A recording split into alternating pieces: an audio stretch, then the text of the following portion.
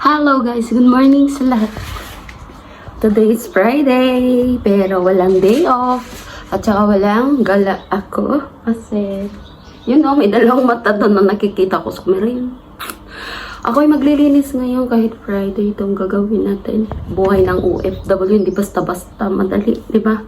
Kaya, sana. Kaya dyan sa Pilipinas, ayusin. Alam niyo na, ang ginagawa dito. Kumita man na medyo malaki, pero kailangan mo talaga din yung trabaho mo. Kahit wala yung mga amo, kailangan is kumilos at magtrabaho pa din. Lahat na is gagawin, linisin. Para naman at least, nag-holiday man sila, pagbalik nila is makita nila na maayos. At may ginagawa tayo dito. Andito ako ngayon sa pinakailalim. Ito yung pinakalas naming pinto. Ito yung pang ground floor. Yeah. Tapos yung dito yan sa harapan yan is yung mga linya ng kuryente, opisina, at saka dati. Ito yan kasi guys. Ito kasi yan guys, yung mga kuryente ng mga linya ng kuryente. Ewan ko ano pa ba yan. Basta dyan lahat. Dyan lahat yan Yan. May nakasulat dyan. Parang bawal yata pumasok. Kasi nga, electric wiring na napakadami. At saka yan, is yung opisina dyan na mayroong malaking TV. Parang buong bahay na yan dyan. May kusina, mayroong ulo ng eroplano dyan. Kaso lang, hindi tayo makapasok dyan ngayon. Kasi lagi nang sarado yan. Noon, lagi kami dyan pumapasok. Tsaka nakaupo nanood ng TV habang yung lolo ng mga laga ko nandiyan nag-opisina sa loob. So ngayon, dito tayo. At ayan lang naman ang linisin ko ngayong Friday guys. So, tapos na ako maglinis ng CR. So, ayan ang sinasabi kong mata. Ayan. Ayan dito na. Time to work na. Sa pagtatag ng mga oras ay ikaw ang iniisip-isip ko. Hindi na matanda ang puso ko. Ikaw ang pag-ibig na ibigay sa akin ng may kapal. Nagkaya ka sa buhay ko. Ikaw ang pag-ibig na hinintay. Puso ko'y nalumbay. Hi! Gina! Ay, there's a pusa Uy! Pag ordinary day, hindi ako pwede magpunta-punta dito na nakaganito. Kasi baka biglang may pumasok ng mga lalaki. Pwede din naman, wala naman yan. Pero, syempre, hindi po pwedeng nagaganyang aura ka. Nakashort ako kasi doon. Ay, hala, kita. Nakashort kasi ako doon sa nag-leggings lang ako kasi nga, dito tayo sa labas. At ang hirap, mapapanggap pa ba ako na kaya ka sa buhay. Ikaw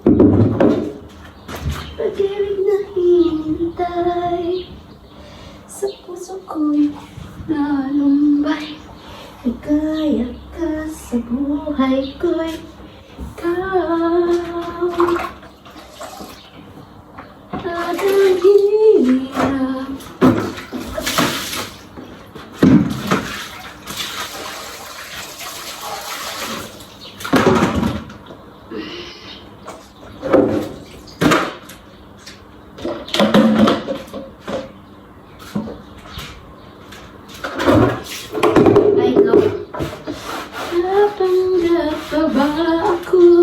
Let's go nga guys sa Let's go sa doon sa ilalim namin.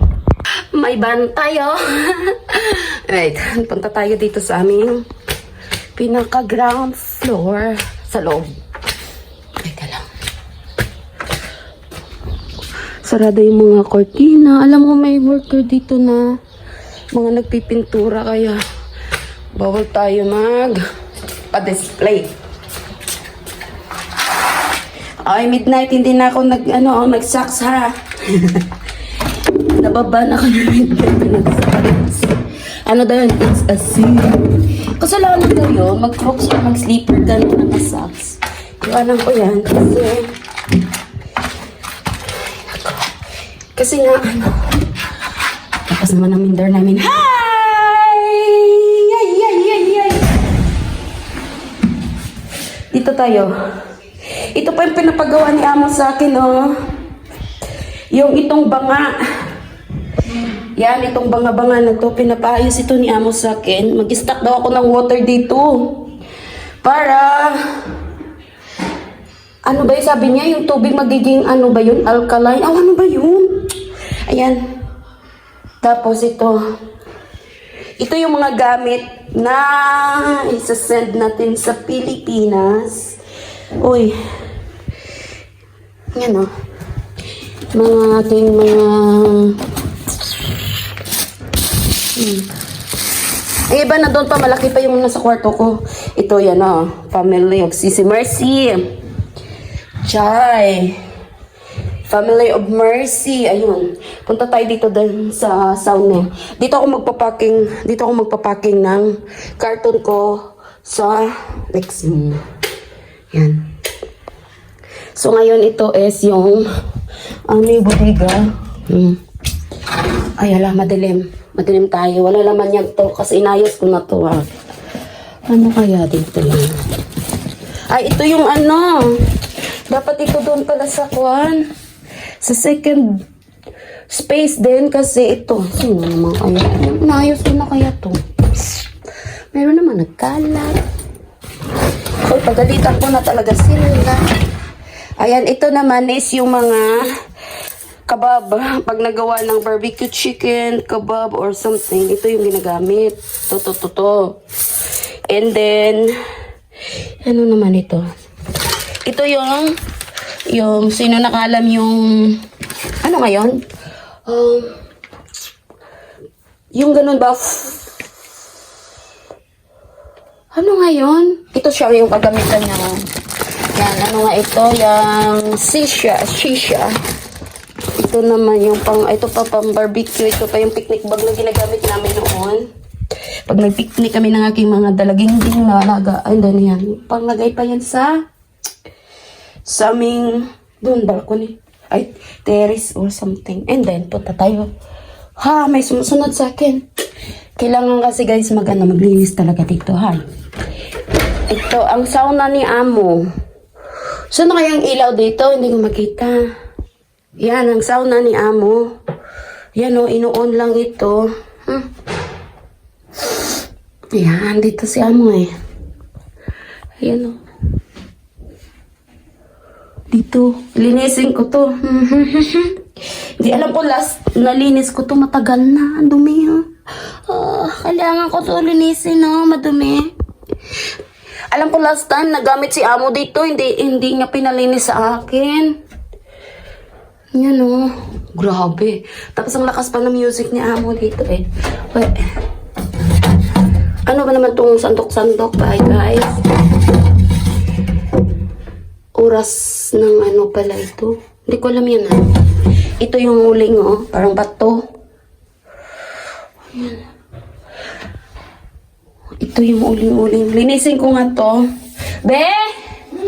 Linisin natin to, Bio. Ang sauna. Halika dito, mag-sauna tayo.